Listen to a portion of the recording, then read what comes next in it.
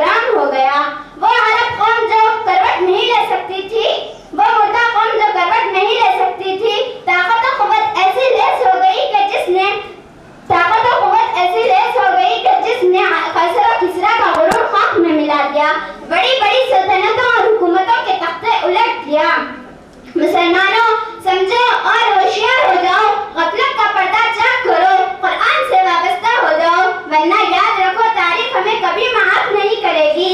جانثار صحابہ کرام جن کے کتب خانے میں قرآن پاک کے علاوہ کوئی کتاب نہ تھی، اسی کو لے کر وہ آگے بڑھے، کامیابی ان کے قدم چومتی چلی گئی۔ آج یہی وہ قرآن تھا جس نے بدر کے میدان میں 313 نے مکہ کی قسمت پلٹ دی۔ آج ہم کروڑوں میں ہیں لیکن ہمارے اوپر دوسری قومیں سوار ہے۔ جان ہماری محفوظ نہیں، مال ہمارا محفوظ نہیں، عزت و آبرو سے کھلواڑ ہماری، نہ ہماری مدارس محفوظ ہے نہ ہمارے مساجد محفوظ ہے۔ ظلم و ستم کی چکی ہمارے لیے گھوم رہی ہے جس میں ہم مزے سے پس رہے ہیں۔ حضرات میں پوچھنا چاہتی ہوں کہ وہ کون چیز تھی جس نے صحابہ کرام میں یہ طاقت اور قوت پیدا کی؟ یہی وہ قرآن تھا جس نے ایک کو 1000 پر بھاری کر دیا۔ کسی نے سچ کہا ہے، وعدہ غلبہ ہے مومن کے لیے قرآن میں، وعدہ غلبہ ہے مومن کے لیے قرآن میں، پھر جو تو غالب نہیں کچھ کسر ہے ایمان میں۔ محترم حضرات، اگر ہم ہمارے مستقبل کی طرح روشن اور تابناک بنانا چاہتے ہیں تو اس قرآن سے وابستہ ہونا ہوگا اور اسے سینے سے لگانا ہوگا اور اس کی تعلیمات پر عمل کرنا ہوگا۔ خدا نخواستہ آج ہم اپنے بچوں کو 2 پیسے کی لالچ میں دین سے دور رکھ رہے ہیں تو یاد رکھیں، خدا نخواستہ آج ہم اپنے بچوں کو 2 پیسے کی لالچ میں دین سے دور رکھ رہے ہیں تو یاد رکھیں خدا کے یہاں جواب دینا ہوگا۔ آج میں اپنی تقریر کو اسی پر ختم کرتی ہوں۔ دعا کیجیے اللہ تعالیٰ تمام مسلمانوں کو قرآن سیکھنے، سکھانے اور اس پر عمل کرنے کی توفیق نصیب فرمائے۔ آمین۔ وما علینا الا البلاغ۔